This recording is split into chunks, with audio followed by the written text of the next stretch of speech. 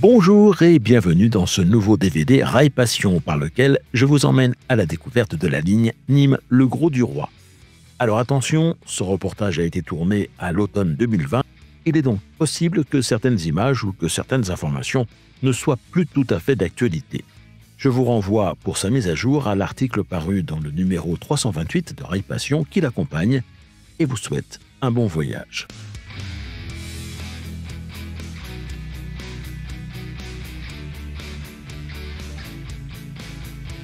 Faire le trajet de Nîmes au Grau-du-Roi, c'est traverser la Petite Camargue avec ses chevaux blancs,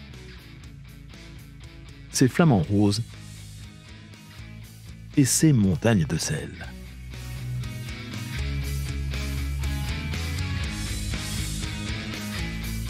Comme nous avons un petit peu de temps devant nous, nous n'allons pas emprunter le premier train de la journée, mais profiter un peu des quartiers historiques de la ville de Nîmes. D'autant plus que les arènes se trouvent à 2 pas de la gare. À l'origine, il s'agissait d'un amphithéâtre romain dont la construction remonte à 90 ans après Jésus-Christ. Sa vocation était alors de proposer des divertissements aux membres de la colonie romaine venus habiter la ville. Il ne sera redécouvert qu'en 1863 au cours de fouilles archéologiques.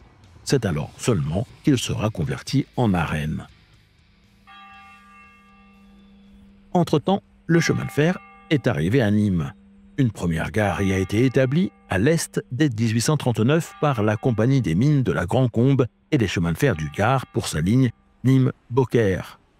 La gare actuelle sera quant à elle construite entre 1840 et 1844 sur le viaduc de la ligne reliant Nîmes à Montpellier.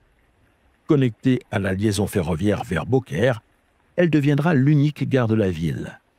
Le bâtiment voyageur actuel est doté d'une façade monumentale longue d'une centaine de mètres. De style néoclassique, s'inspirant des arènes toutes proches, il est doté de 2 niveaux d'arcades. À l'intérieur, tout est fait pour plonger le voyageur dans l'atmosphère de temps beaucoup plus anciens que ceux qui ont vu l'avènement du chemin de fer. Avant de pouvoir se déplacer dans l'espace, le visiteur est ici convié à faire un voyage dans le temps. L'architecture de la salle des pas perdus qui se trouve sous les voies, rappelant que Nîmes est une ville dont les origines remontent à l'Antiquité romaine. Elle a été fondée il y a près de 2000 ans. Dans cet univers où se mêlent différentes époques et où l'on oublierait presque que l'on se trouve dans une gare, un hommage est rendu à Paulin Talabot qui a été à l'origine de la création, en 1836, de la Compagnie des mines du Grand-Combe et des chemins de fer du Gard, avant de devenir le directeur général de la Compagnie du PLM entre 1862 et 1882.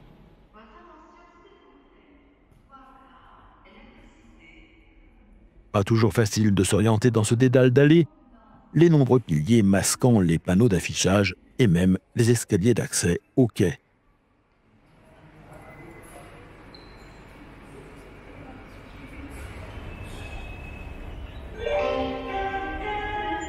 Les départs pour le Grau-du-Roi se font en général de la voie E. À partir de Nîmes, le train est le moyen le plus rapide et le plus simple de rejoindre la mer. Je fais ce voyage hors saison, ce qui peut changer beaucoup de choses par rapport à l'expérience qui peut être vécue par ceux qui le font en plein été. Le succès que connaît cette ligne est sans doute largement dû au fait qu'elle fait partie d'un ensemble de relations du TER Occitanie accessible pour 1 € seulement. C'est même cette ligne qui a servi de test pour la mise en place de ce dispositif à l'été 2010, avant d'être généralisé à toute l'année et étendu à d'autres relations. Le succès est tel que souvent les trains sont littéralement pris d'assaut. Pour mesurer ce qu'il en est, il suffit de se rendre compte qu'à elle seule, la ville du Grau-du-Roi, qui compte habituellement 9000 habitants, en accueille plus de 120 000 en juillet et en août. Tous ne peuvent bien sûr pas prendre le train, la liaison ferroviaire depuis Nîmes n'étant assurée durant cette période que par 5 allers-retours quotidiens en semaine et 6 le week-end. Hors saison, ces chiffres tombent à 2 en semaine, aucun train ne circulant les samedis et dimanches. Même si les trains ont pour origine Nîmes, officiellement, la tête de ligne est située 4 km plus loin à Saint-Césaire. Dans cette gare, la ligne se détache du tronc commun d'Arras-Concette, un nouveau quai sur voie unique, décalé par rapport à l'emplacement du bâtiment voyageur et réservé à cette desserte.